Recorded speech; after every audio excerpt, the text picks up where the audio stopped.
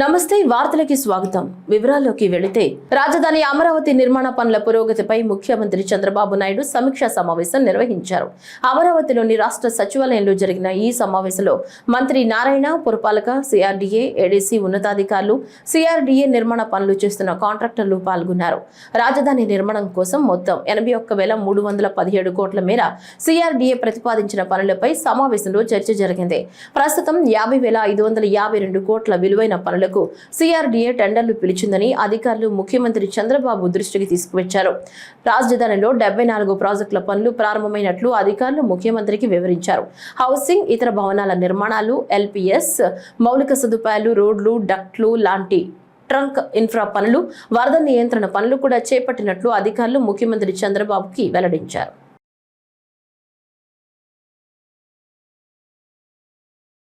ఆంధ్రప్రదేశ్ నుంచి పొరుగు రాష్ట్రాలకు ఓడరేవులు, విమానాశ్రయాలు, రైలు, అంతర్గత జల రవాణా మార్గాల ద్వారా సరుకు రవాణా చేపట్టేందుకు లాజిస్టిక్స్ కార్పొరేషన్ ఏర్పాటు చేస్తున్నట్లు ముఖ్యమంత్రి చంద్రబాబు నాయుడు తెలిపారు. సచివాలయంలో పరిశ్రమలు, మౌలిక సదుపాయాలపై అధికారులతో ముఖ్యమంత్రి సమీక్ష నిర్వహించారు. ఈ సందర్భంగా చంద్రబాబు మాట్లాడుతూ ప్రతి పోర్టు, ఎయిర్పోర్ట్ల సమీప ప్రాంతాలను ఆర్థిక కేంద్రాలుగా అభివృద్ధి చేయాలని సూచించారు. ఓడరేవులు, విమానాశ్రయాలకు అనుసంధానించేలా శాటిలైట్ టౌన్షిప్లను అభివృద్ధి చేయాలన్నారు. దీనివల్ల కొత్తగా మరిన్ని ప్రాంతాలు అభివృద్ధి చెందుతాయని వివరించారు. ఆర్థిక కార్యకలాపాలు పెరుగుతాయని, తద్వారా సంపద సృష్టి జరుగుతుందన్నారు. కేంద్రం వద్ద నేషనల్ హైవేలకు, రైల్వేలకు నిధుల కొరత లేదని, మనం ప్రణాళికలు సిద్ధం చేసుకుని ప్రతిపాదనలు పంపితే వాటిని ఇవ్వడానికి కేంద్రం సిద్ధంగా ఉందని ముఖ్యమంత్రి అధికారులకు దిశానిర్దేశం చేశారు. ఈ నెల 15వ తేదీ నుంచి మనమిత్ర వాట్సాప్ గవర్నెన్స్ ద్వారా 700 రకాల ప్రభుత్వ సేవలను పౌరులకు అందించనున్నట్లు ముఖ్యమంత్రి చంద్రబాబు నాయుడు తెలిపారు. అమరావతిలోని రాష్ట్ర సచివాలయంలోని real time governance society RTGS కేంద్రాన్ని ముఖ్యమంత్రి చంద్రబాబు నాయుడు సందర్శించి సమీక్ష నిర్వహించారు. ఈ సందర్భంగా ముఖ్యమంత్రి చంద్రబాబు మాట్లాడుతూ వాట్సాప్ గవర్నెన్స్ లో సేవలు పొందడంలో పౌరులకు ఎలాంటి సాంకేతిక సమస్యలు తలెత్తకుండా సంబంధిత శాఖలన్నీ చూసుకునేలా చూడాలన్నారు. ప్రభుత్వ కార్యాలయాలకు ప్రజలు వెళ్లాల్సిన అవసరం లేకుండా పౌరులు వాట్సాప్ ద్వారానే సేవలు పొందవచ్చని, దీనిపై పౌరులకు మరింత అవగాహన కల్పించాలన్నారు.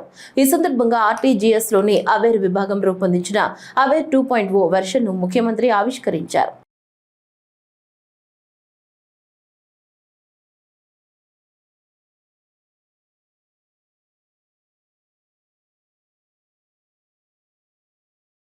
గుంటూరు జిల్లా తెనాలిలో క్విట్ ఇండియా అమరవీరుల సంస్మరణ దినోత్సవం కార్యక్రమం జరిగింది. తెనాలి పురపాలక సంఘం ఆధ్వర్యంలో ఏర్పాటు చేసిన కార్యక్రమంలో మంత్రి నాదెండ్ల మనోహర్ పాల్గొన్నారు. ఈ సందర్భంగా రణరంగ చౌక్ వద్ద జాతీయ పతాకాన్ని ఆవిష్కరించి అమరవీరులకు నివాళి అర్పించారు. రాష్ట్రంలో ఆక్వా రంగం పెద్ద ఎత్తున ఉపాధి కల్పిస్తోందని, ఈ రంగానికి నష్టం వస్తే మార్కెట్లో అన్ని రంగాలపై ఆ ప్రభావం ఉంటుందని కేంద్ర ఉక్కు, భారీ పరిశ్రమల శాఖ సహాయ మంత్రి భూపతిరాజు శ్రీనివాస వర్మ అన్నారు. పశ్చిమ గోదావరి జిల్లా భీమవరంలో west Godavari prawn farmers welfare federation సభ్యులు మంత్రితో సమావేశమై వారు ఎదుర్కొంటున్న సమస్యలను ఆయన దృష్టికి తీసుకొచ్చారు. ఈ సందర్భంగా శ్రీనివాస వర్మ మాట్లాడుతూ రొయ్యల రైతుల కష్టాలు తనకు ప్రత్యక్షంగా తెలుసునని, ఆక్వా రైతుల ఇబ్బందులను కేంద్ర వాణిజ్య శాఖ మంత్రి పీయూష్ గోయల్ దృష్టికి తీసుకువెళతారని హామీ ఇచ్చారు.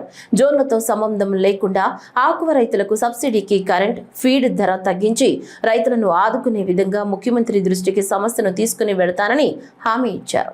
గతంలో కూడా ఒకసారి ట్యాక్స్ విధించినటువంటి సందర్భం, తర్వాత దాన్ని వెనక్కి తీసుకున్నటువంటి సందర్భం కూడా మనకు తెలుసు. ఇవాళ 20% ట్యాక్స్ విధించి మళ్ళీ వారం రోజుల్లో మళ్ళీ ఇంకో 25%. ఇది పొలిటికల్, రాజకీయపరమైనటువంటి, రాజకీయం కూడా కాదు, ఇది దేశాన్ని భయపెట్టడం ద్వారా, బలహీనపరచడం ద్వారా మనం భారతదేశాన్ని కంట్రోల్ తీసుకోవాలి అనేటువంటి ఒక ఆలోచనతో చేశారనడంలో కూడా మనకి కామన్ మ్యాన్ కూడా అర్థమయ్యేటువంటి పరిస్థితి. ఇవాళ మన రాష్ట్రం, మన ప్రాంతంలో ఉన్నటువంటి ఆక్వా రైతుల సమస్య కాదు, ఇది దేశానికి సంబంధించినటువంటి ఇష్యూ, దేశంలో ఉన్నటువంటి వాణిజ్య రంగానికి సంబంధించినటువంటి ఇష్యూ. ఈ విషయాలు కామర్స్ మినిస్టర్ డీల్ చేయాలి. అది కూడా క్యాబినెట్లో మాట్లాడుకుని, ఫైనాన్స్లో మాట్లాడుకుని, ప్రధానమంత్రి గారి స్థాయిలో నిర్ణయాలు తీసుకునేటువంటి విషయం. తప్పనిసరిగా నేను పీయూష్ గోయల్ గారిని కలిసి సమస్య యొక్క సీరియస్నెస్ని, పీయూష్ గోయల్ గారు ఎంఓఎస్ ఎవరైతే ఉన్నారో జితేంద్ర ప్రసాద్, ఆయన వ్యక్తిగతంగా నాకు చాలా క్లోజ్ ఫ్రెండ్, ఆయనతో కూడా మాట్లాడాను ఆల్రెడీ ఫోన్లో. పీయూష్ గోయల్ గారిని వ్యక్తిగతంగా కలిసి ఏదైతే ఆక్వా పరిశ్రమ యొక్క సమస్యను వివరించి తప్పనిసరిగా మీరైతే ఒక హామీ 50% ట్యాక్స్ ఏదైతే ఉందో ఇది నిలబడేటువంటిది కాదనేటువంటి ధైర్యం అయితే మీలో ఉంచుకోండి తప్పనిసరిగా. అంటే ఇది ఒక రైతుకే కాదు, దేశానికి సంబంధించి దేశ ప్రతిష్టకి సంబంధించి లేకపోతే ఒక దేశాన్ని బ్లాక్మెయిల్ చేయాలనేటువంటి ఆలోచనతో పెట్టినటువంటి, మనం కూడా ఇవాళ బలంగా ఉన్నాం, మనం కూడా సుంకాలు పెంచవచ్చు, ట్యాక్సులు పెంచవచ్చు. ఏదైతే చైనా ఈ రకమైనటువంటి పరిస్థితులు మన మీదకి వచ్చినప్పుడు దాదాపు 100 యాప్లు మనం రద్దు చేసాం, చైనాకి సంబంధించి యాప్ల్ని భారతదేశం. రాష్ట్రంలో గడిచిన 5 ఏళ్లలో ప్రజాస్వామ్యం పరిహాసం అయ్యేలాగా పరిపాలన సాగిందని రాష్ట్ర పౌర సరఫరాల శాఖ మంత్రి నాదెండ్ల మనోహర్ అన్నారు. అన్నమయ్య జిల్లా railway Koduru market yard chairman ప్రమాణ స్వీకార కార్యక్రమంలో మంత్రి పాల్గొన్నారు. ఈ సందర్భంగా మనోహర్ మాట్లాడుతూ గడిచిన ఎన్నికల్లో కూటమి పార్టీ నాయకులు సమిష్టిగా పనిచేసే విజయాన్ని అందుకున్నామన్నారు. ప్రజా సంక్షేమమే ధ్యేయంగా ప్రభుత్వం పనిచేస్తోందన్నారు.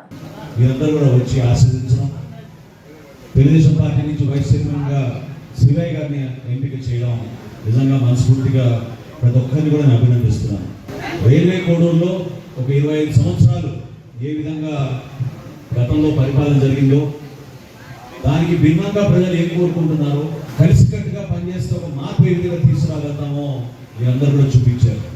4 సంవత్సరాల క్రితం ఇక్కడ ఒక సభ పెట్టిన పోలీసుల ఆంక్షలు ఏం మాట్లాడతామో కూడా ప్రశ్నించే స్థాయికి అధికారులు ఉండేవారు.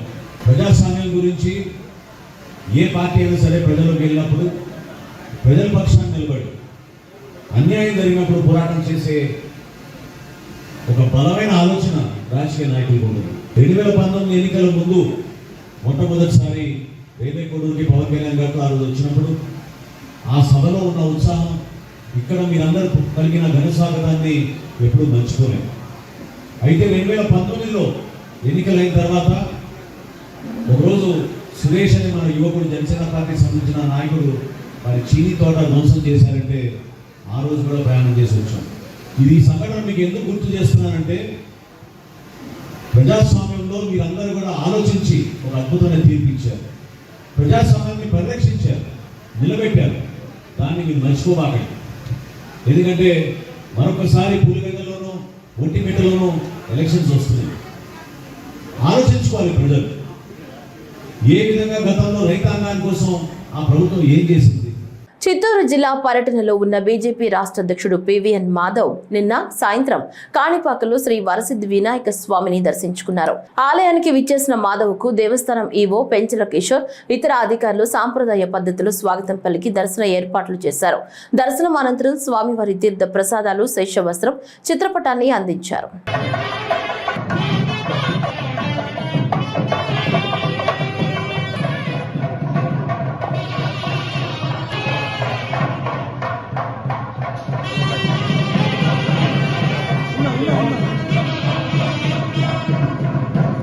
ప్రధానమంత్రి నరేంద్ర మోదీ నేతృత్వంలోని కేంద్ర ప్రభుత్వం పట్టణాలు, నగరాల అభివృద్ధికి ఎంతో కృషి చేస్తోందని బీజేపీ రాష్ట్ర అధ్యక్షులు పివిఎన్ మాధవ్ తెలిపారు. తిరుపతిలో జరిగిన చాయ్ పే చర్చా కార్యక్రమంలో మాధవ్ మాట్లాడుతూ స్మార్ట్ సిటీ పథకంలో భాగంగా రాష్ట్రంలోని తిరుపతి, విశాఖ, కాకినాడలకు ఒక్కో నగరానికి 100 కోట్ల రూపాయల నిధులు కేంద్ర ప్రభుత్వం విడుదల చేసిందన్నారు. అన్ని రకాలుగా స్మార్ట్ కావాలి, మనిషి ఏ విధంగా స్మార్ట్ అవుతాడో నగరాలు కూడా ఆ విధంగా స్మార్ట్ అవ్వాలని చెప్పి దానికి కొన్ని ఎస్డిపి గోల్స్ అని చెప్పి ఏదైతే యునైటెడ్ నేషన్స్ ప్రకటించిన దాంతోపాటు ప్రతి సిటీకి కూడా 100 కోట్ల రూపాయలు సంవత్సరానికి ఇవ్వాలని చెప్పి ఆ 100 కోట్లకి మ్యాచింగ్ గ్రాంట్గా రాష్ట్ర ప్రభుత్వం కూడా 100 కోట్లు ఇవ్వాలని చెప్పి అనుకోవడం జరిగింది. ఆ విధంగా ఆంధ్రప్రదేశ్కు ఉండే వరం ఏంటంటే మొదటి స్మార్ట్ సిటీగా విశాఖపట్నం, రెండవది కాకినాడ, మూడవది తిరుపతి. ఆ విధంగా 3 కూడా స్మార్ట్ సిటీస్గా మార్చడం, అలాగే చివరికి కొత్తగా ఏర్పడిన మన రాజధాని అమరావతిని కూడా స్మార్ట్ సిటీలో కలపడం జరిగింది.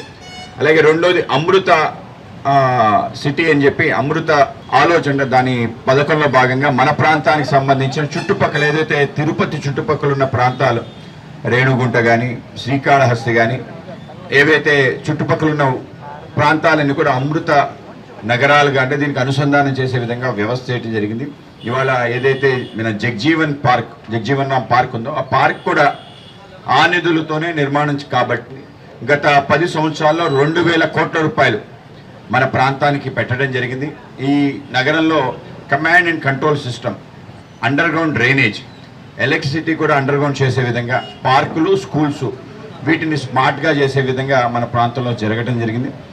రోడ్ల నిర్మాణం, ఇతర సౌకర్యాలు కల్పించడం మాత్రం మున్సిపల్ కార్పొరేషన్ వాళ్ళ నిధులతో చేయాలని చెప్పి ఆ విధంగా విభజన జరిగింది. అలాగే మన ప్రాంతానికి సంబంధించి అతి ముఖ్యం తిరుమల కొండపైకి వెళ్ళే దారి, ఆ విధంగా గరుడ వారధి ఏదైతే మనం భవ్యమైన ఒక ఫ్లైఓవర్ అయితే చూసామో అది కూడా ఆ నిధులతోనే నిర్మాణం కాబడింది. తిరుమల తిరుపతి దేవస్థానం నుంచి కూడా నిధులు తీసుకోవడం జరిగింది. ఆ విధంగా అయితే దురదృష్టం ఏంటంటే ఒక స్మార్ట్ సిటీ సంబంధించిన వినియోగం, దాన్ని ముందుకు తీసుకెళ్లే దాంట్లో ఆంధ్రప్రదేశ్ విఫలమైంది. అంటే గత ప్రభుత్వం దాన్ని పూర్తి స్థాయిలో నిధులు ఇవ్వకపోవడం కారణంగా, యూటిలైజేషన్ సర్టిఫికేట్స్ అంటారు, ఆ విధంగా రాకపోవడం కారణంగా మన పనులు మంద గతిన పడటం జరిగింది. ఇందాక సుచరిత గారు చెప్పారు, వర్షం పడితే. ఉమ్మడి కడప జిల్లాలో పులివెందుల, ఒంటిమిట్ట 2 జెడ్పీటీసీ స్థానాల ఉప ఎన్నికలకు పోలింగ్ ప్రశాంతంగా జరిగింది. ఉదయం 7 గంటలకు ప్రారంభమైన పోలింగ్ సాయంత్రం 5 గంటల వరకు బ్యాలెట్ విధానంలో జరిగింది. పులివెందుల 2 ప్రధాన పార్టీలకు కలిపి 11 మంది అభ్యర్థులు పోటీలో ఉన్నారు. పులివెందుల నుంచి టీడీపీ జెడ్పీటీసీ సభ్యురాలుగా మాజీ ఎమ్మెల్సీ బీటెక్ రవి సతీమణి లతారెడ్డి పోటీ చేస్తుండగా వైసీపీ నుంచి హేమంత్ రెడ్డి బరిలో ఉన్నారు. మొత్తం 15 పోలింగ్ కేంద్రాలు ఏర్పాటు చేశారు. అటు ఒంటిమిట్ట జెడ్పీటీసీ స్థానానికి 11 మంది అభ్యర్థులు పోటీలో ఉన్నారు.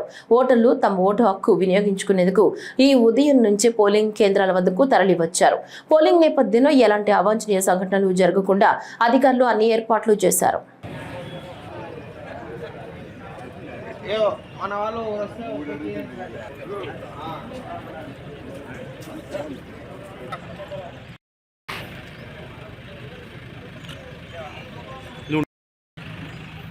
అన్నదాత సుఖీభవ పథకాన్ని అమలు చేసినందుకు ప్రభుత్వానికి ధన్యవాదాలు తెలుపుతూ ఎన్టీఆర్ జిల్లా నందిగామలో రైతులు ట్రాక్టర్ ర్యాలీ నిర్వహించారు. ఈ ర్యాలీని శాసనసభ్యురాలు తంగిరాల సౌమ్య ప్రారంభించారు. ఈ సందర్భంగా సౌమ్య మాట్లాడుతూ ఎన్నికల్లో ఇచ్చిన హామీ మేరకు ప్రభుత్వం అన్నదాతలకు ఇచ్చిన హామీలను నెరవేర్చిందన్నారు. 5 సంవత్సరాలు గడిపేశారు. లేని 100 పడకల హాస్పిటల్ వ్యాపారం మీద చూపిస్తూ 5 సంవత్సరాలు గడిపేశారు. విగ్రహ రాజకీయాలతో ప్రజల్ని మోసం చేశారు. ఇదే ప్లేస్ లో నామినేషన్ సమయంలో మీ అందరి ముందు కూడా నేను హామీ ఇచ్చాను. ఏదైతే మన పార్టీకి జరిగిన అన్యాయాన్ని గత కాలంలో, గత వైసీపీ ప్రభుత్వంలో ఏదైతే పోరాటం చేశామో విగ్రహాలకి సమన్యాయం చేస్తామని మనం ప్రతిజ్ఞ చేశాం. ఈ రోజు 100% హామీ నెరవేర్చడం చాలా సంతోషంగా ఉందండి. ఆ రోజు మనందరం కూడా నిన్న వాళ్ళు చెప్తున్నారు, ఇది రాజకీయ కక్ష అని, ధర్నాలు అదేవిధంగా పోరాటాలు చేస్తారు. ఇంతకంటే 10 రెట్లు చేశాం మేము. అర్ధరాత్రి మమ్మల్ని పోలీసులు ఏ విధంగా అడ్డుకున్నారో మేము చెప్పాం. మా స్టాండ్ ఒకటే, మా ఏదైతే మా వినతి ఒకటే, అందరికి కూడా సమన్యాయం చేయండి. మేము అభివృద్ధికి అడ్డు కాదు. మీరు రాజకీయ నాయకుల్ని ఒక పక్కన పెట్టి రాజశేఖర రెడ్డి గారి విగ్రహాన్ని ఒక పక్కన పెడితే మేము ఊరుకోము. ఎందుకంటే ఆయన గొప్ప నాయకుడు కాదు, దేశ నాయకుల కంటే ఆయన స్వాతంత్ర సమరయోధులు కాదు. అందుకంటే భారత రాజ్యాంగ నిర్మాత అంబేద్కర్ గారు ఉన్నారు, ఈ దేశానికి స్వాతంత్రం తెచ్చిన గాంధీ గారు ఉన్నారు, పొట్టి శ్రీరాములు గారు ఉన్నారు. వీళ్ళందరినీ పక్కన పెడేసి ఏదో ఆయన మహానేతలాగా ఆయన ఒక్క విగ్రహాన్ని ఈ నందిగామంతా చూడాలని చెప్పి అత్యంత ఎత్తుకు పెడితే మాత్రం మేము ఒప్పుకోమని చెప్పాము. అదే దాని మీద మేము పోరాటం చేశాం. అదేవిధంగా మా నాన్నగారు అయిన తంగిరాల ప్రభాకరరావు గారి విగ్రహాన్ని, అదేవిధంగా ఈ నియోజకవర్గ దేవుడైన దేవినేని రమణ గారి విగ్రహాన్ని తీసి ఎక్కడ పడేశారో మీ అందరికి కూడా తెలుసు.